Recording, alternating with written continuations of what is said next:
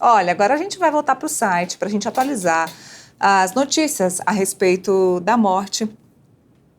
Ah, vou ficar aqui, estão me contando que eu vou ficar aqui, então eu vou ficar aqui. Bom, vamos atualizar então as notícias do site, do portal metrópolis.com. Olha, tem aqui um pedido específico sobre o enterro do Papa Francisco. A gente vai ver sobre isso, até porque a gente já falou que o Papa Francisco ele havia pedido que ele fosse velado e enterrado em outro lugar, numa igreja mariana, a igreja de Maggiore, que ele sempre voltava, sempre que ele viajava, ele voltava para rezar nessa igreja por conta de uma imagem muito especial para ele de Nossa Senhora que ficava por lá. Então, além desse detalhe, tem outras curiosidades sobre o pedido de Papa Francisco. Bom, de acordo com o Papa Francisco, inclusive que havia aprovado uma nova determinação sobre funeral, sobre enterro de papas, tornando-os mais simples e também mais flexíveis. Esse novo texto retira a obrigação de que os papas sejam enterrados sobre 3 caixões tradicionais de Chipre, chumbo e carvalho. Francisco escolheu ser sepultado em um caixão simples de madeira, então já teve essa mudança.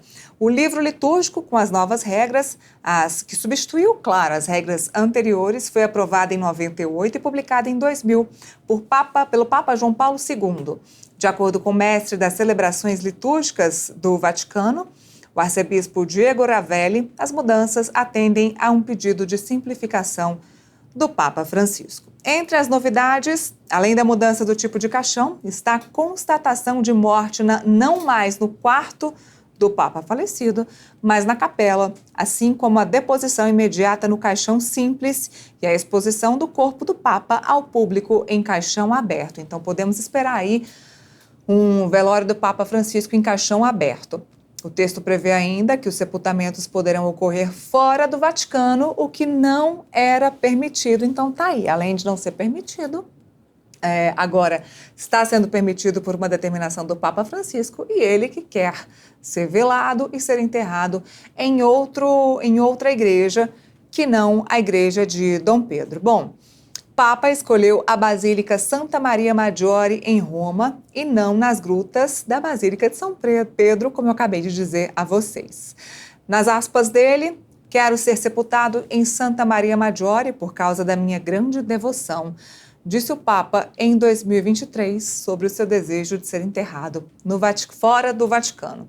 Desde o início da sua trajetória, Francisco opta por práticas menos pomposas e busca enfatizar e mostrar o papel da igreja como a igreja dos pobres. Então tem essa curiosidade da mudança do enterro, do velório do Papa Francisco. Mas a gente teve hoje também uma coletiva do arcebispo de Brasília, Paulo César Costa, onde ele comenta sobre a escolha e o processo de escolha do sucessor do Papa Francisco na Catedral, após missa, Catedral aqui de Brasília, após a missa dos 65 anos do aniversário da nossa capital. Vamos ver.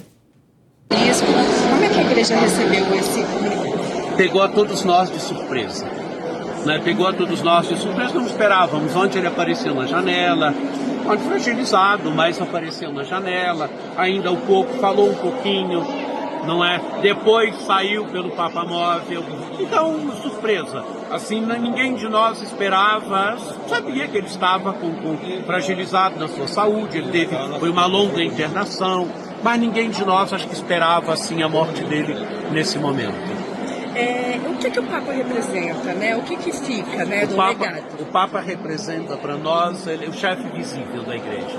Ele é o pastor visível da igreja católica, aquele que representa para nós o apóstolo Pedro. É o princípio de unidade visível dos católicos. Nós temos um princípio de unidade visível. Esse princípio é o Papa. Então ele representa muito para nós.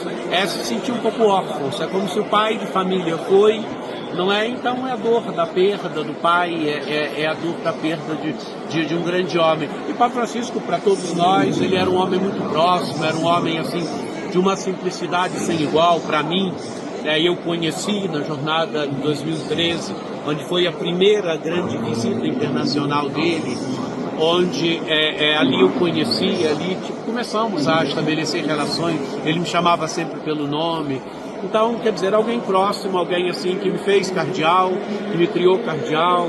Então, é um sentimento profundo de perda, né? E um homem que representou muito para o mundo, para a igreja e para o mundo. Ele apontou para o mundo os grandes problemas.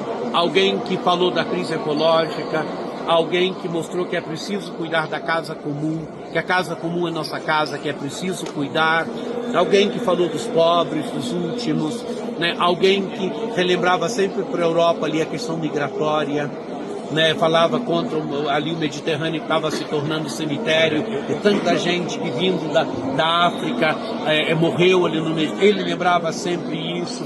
Alguém que falou contra as guerras, né? Mostrou o horror da guerra, não cansava todo domingo de falar da martoriata ucraína. Alguém que ele falava de uma guerra mundial em pedaços, onde no mundo hoje tem mais de 25 conflitos armados. E conflitos armados, a maioria invisível, onde ninguém fala. E o Papa relembrava sempre esses conflitos na África, em outras partes do mundo, o conflito talvez mais visível de Israel ali com Hamas a invasão da Rússia à Ucrânia. Mas tem muitos outros conflitos no mundo, e ele relembrava sempre isso, relembrava os grandes, que é preciso olhar isso. Relembrava sempre que é preciso diálogo para resolver os grandes problemas da humanidade. Não são as armas, não é o rumor das armas, mas nós estamos no ano 2025 e os homens precisarem recorrer a armas ainda para resolver os problemas do mundo. Isso é selvageria, né? O Papa relembrava isso, que é preciso diálogo, que ele chamava a cultura do encontro. É preciso estabelecer a cultura do encontro, os homens dialogarem. Ele dizia sempre que os pequenos e grandes problemas de uma sociedade, de uma cidade, de um estado, se resolve através do diálogo, onde as pessoas devem ser capazes de sentar e dialogar e de achar o melhor caminho.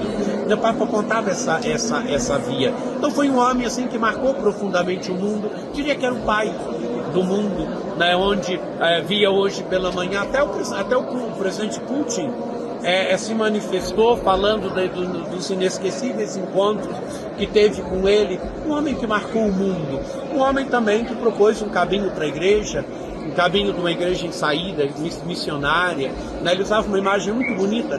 Ele dizia que Jesus Cristo não pregou de um ofício, de um escritório, mas pregou andando no meio do povo, né? Uma igreja próxima do povo, uma igreja no meio do povo, que ele falava uma igreja em saída, né?